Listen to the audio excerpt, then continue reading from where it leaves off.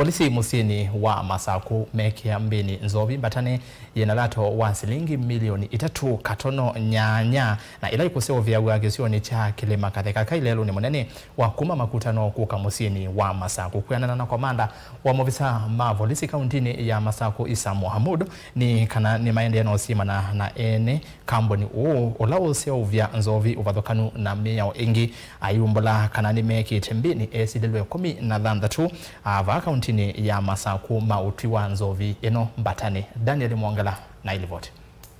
Kisioni cha kilima lelo ni munene wa kuma Masaku kuthima kutano machumbi.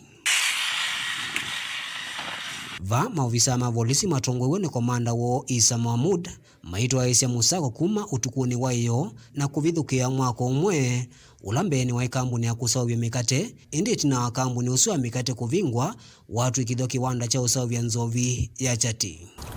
So mwendo wa usiku saa 2 ndio tujue ni nini kinaendelea hapa, ndio tulivunja dirisha tukakuja na ngazi tukapanda juu na tukaingia ndani hapa na tukapata ya kwamba ni factory mzima ya kutengeneza pombe.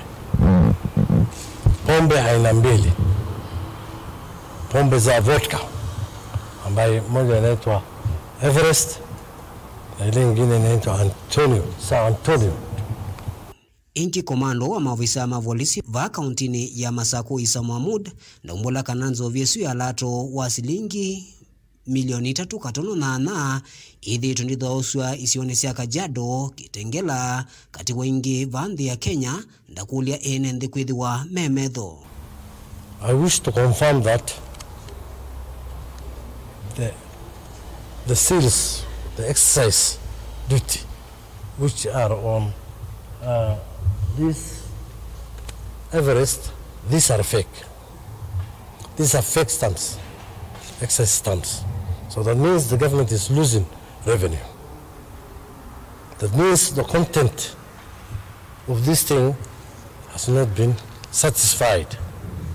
And it has not been said ya kwamba ni vizuri kwa binadamu kutumia.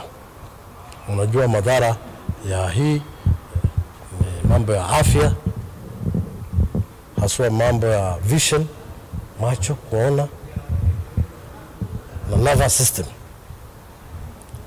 Na hizi vitu inauzwa katika upande za Mlolongo, Kitengela, ile habari tuko nayo, na pia inauzwa Central Province, sehemu za Central Province na area za slums kule inauzwa. Onoguyovo Isa ni ombola kanni maende na usima na ene kambuni kwa Jiwan nikenda kumavicha kotini na kumakomaniana kwa miao kwa kila wetakana usovya wanzovi eno timu etekelie na ndiki wo ukunikili nimivea kivadhukanyo ya silikali.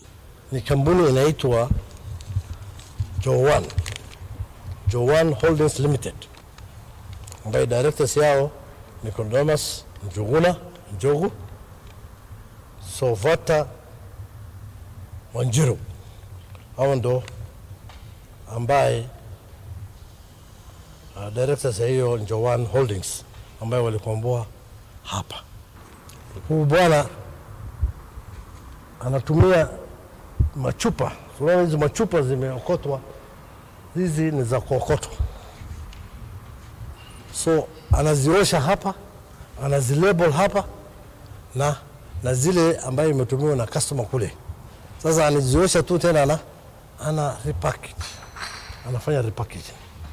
So this is a health risk to our society, and we will not allow that. We will not allow that. Yu Isa ni wonya ukani kwa dhosia na tumeima nzovi kwithi wa memedho kwa kila waelesekana usovi wa nzovi disi acheti nuende na kuikinea muno vandhi ya Kenya na madhayu maatumi kwitha memu isioni. Illegal business. This is unlicensed. They don't have even an excise license.